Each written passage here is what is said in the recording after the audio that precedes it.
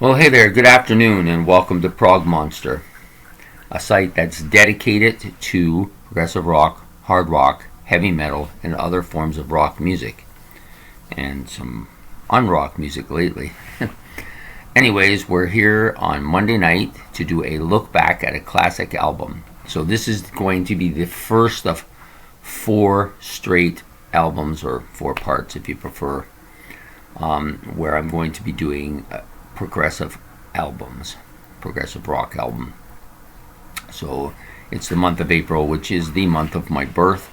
So I decided that I wanted to do some progressive stuff this month, and I've chosen 4 albums to do it. Now, the original album I chose today to do, turns out I already did it and had forgotten I had done it. So I had to choose another one from the same group.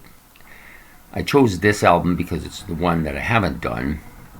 I don't think it's as progressive as the other album, so I'm just going to show you. It's Signals by Rush.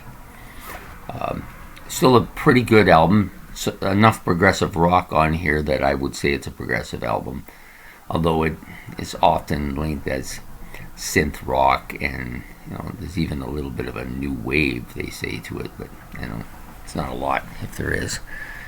Anyways, so we have a chance to discuss this album. So what I'll be doing in this 4-part thing is I'll be doing 4 separate albums from 4 different bands that are all progressive, or very close to progressive albums, from 4 of my group of 7. The other 3 are not really progressive bands in the truest sense of the word, so we'll be leaving them out. But we're going to start off with Rush because they're my particular favorite band. And so first we'll give you the vitals here. It was released on September the 9th, 1982 at La Studio in Morin Heights, Quebec. That's where it was recorded.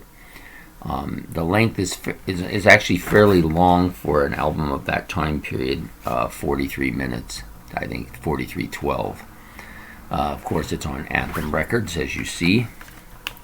Anthem Records, and produced their last production album from Terry Brown and Rush as well. So to me, it's a good album. Kind of the last, for me, it was the last hurrah for Rush. I had kind of a backlash towards a lot of my favorite bands in the early 80s, and just went off in a totally different direction. I don't know, maybe I was too young to comprehend that these bands needed to keep up with the times, and if they wanted to make a living at this, they were going to have to change some of their style up. Many of them did. Many of the bands in the early 80s, or the bands that I liked from the 70s, did this. Just about all of my group of 7, yeah, pretty much all of them changed their style. I mean, in the case of Black Sabbath, they changed their style by getting a new vocalist, but they really didn't change their music. They got actually heavier, and I actually liked them more, but the rest of them I wasn't as pleased with. But this one was the last kind of hurrah for Rush for me. I didn't dislike the album when it came out. I liked it quite a bit, but it felt like it was a drop. It was a drop. It wasn't Moving Pictures. It wasn't Permanent Waves. Wasn't any of the albums that came before that either. It was a little bit more poppier, a little more synthesized oriented, and there was of course some reggae included in this, as there was on their last couple of albums before that. A little bit more on this one. Of course, I didn't mention this because I just assumed everybody knew, but playing on the album with Rush is Geddy Lee on vocals, keyboards, and guitar, and bass pedals. Alex Lifeson on all guitars, and Neil Peart on drums and percussion. And of course, Ben Minks is also on this album for one track, which he plays the electric violin, and that is of course Losing It. Okay, so the album itself is pretty solid, I think. There's a few tracks on here that are a little bit weak in my opinion, and there's no long tracks on here. a couple songs barely over 6 minutes for a Rush album. Doesn't seem like a lot of songs. So there's only 8 songs on the album. They're all roughly the same length and time except for New World Man, which is a little less than the others. But anyway, Subdivisions is the big hit on the album, I think. Also a good song. I think it's stand at the test of time. I still like it quite a bit. I didn't suffer burnout from it, as I did with Tom Sawyer and some of the other previous songs from the group. But this one has held up fairly good over the time that I've been listening to Rush. And I've had this particular album now for 40 years, right? Analog Kid was for a long time my favorite on the album. A little bit heavier, more upbeat, some more complicated time signatures than most. So I like that quite a bit. Chemistry was a little bit different, but it kind of had that kind of proggy atmosphere to it, and that's why I like it quite a bit. Digitalman was the one of the 2 songs on here that had a kind of a reggae feel to it. Not a great deal on this particular track, but a little bit. It was never really one of my favorite tracks. I did like it at one period, but it's since kind of gone into the background a bit. The Weapon was the only song on the album that I didn't really like. I never really liked it. I didn't like Witch Hunt on Moving Pictures either. Although that particular song has grown on me. This one just never really has grown on me much.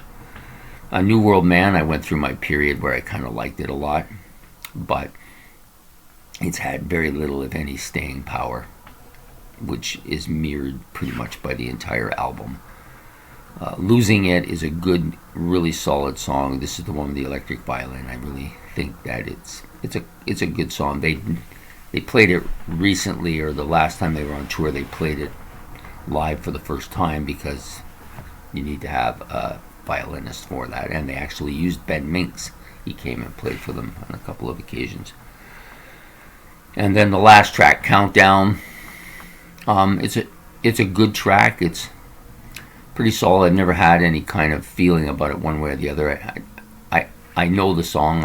I back then I would listen to the album just nonstop until I really got used to it. But it's not a track that is terribly memorable, but it's not a bad track. Overall, I gave it in the high 2s for my ranking system. Basically goes master album, 1s, then 2s, then 3s, and then unrated. So it's a high 2. Could have made it to 1 maybe, but it never quite did. So, and it was the beginning of the end for me, because the next album I didn't even buy, and I wanted nothing to do with it, and the band, that was it. I was done with them after that for many years. Too many years, to be honest. I probably just left it alone for far too many years, and then I picked it up again in the last 20 years. So the last 20 years I've been listening to them quite a bit. I've got your entire collection, and some of these albums that I wouldn't give a chance back then, I've given a bit of a chance. Some of them I can't really swallow them, but I have them in my collection, so eventually I will give them all another chance, as I always do. But this one here hasn't stood up as well as it you would have expected it to. Some of the tracks, Subdivisions, of course, hasn't diminished for me at all, but the rest of the tracks, they come and go. But the whole album as a whole hasn't really stood up so well over a course of time. I don't know about this album cover much either. I don't really get it. But anyway, it is what it is. So there you have it. Rush, Signals. Signaling perhaps the end of an era, or perhaps signaling the beginning of an era. A very transitional album between the old and the new. It's got a little bit of both. And sometimes that's good, and sometimes it's not so good, depending on how you want to look at it. Today I've chosen to give it the love that it deserves. It's a good album. Had a big impact on me when it came out, and I liked it a lot then.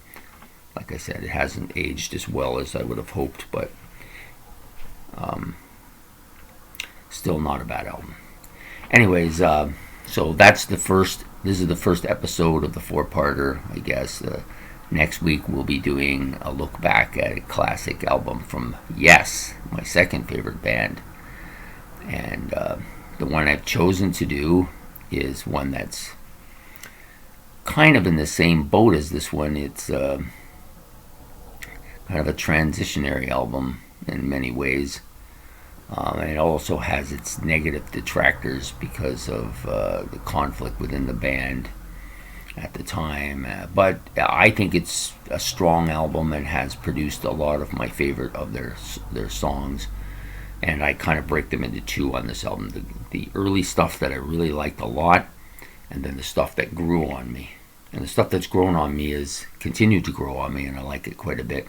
But some of the stuff that initially is also come back a bit as well. The album, like Signals, maybe hasn't aged as well on the whole, but we'll get into that next week.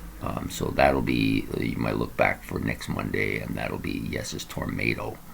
So I hope that you can join me for that as well. So I hope you like this, and if you did, please like and subscribe. Tell me what you think of this album, your opinions, and there you go. So from Prog Monster, I hope you have a very good day. Goodbye.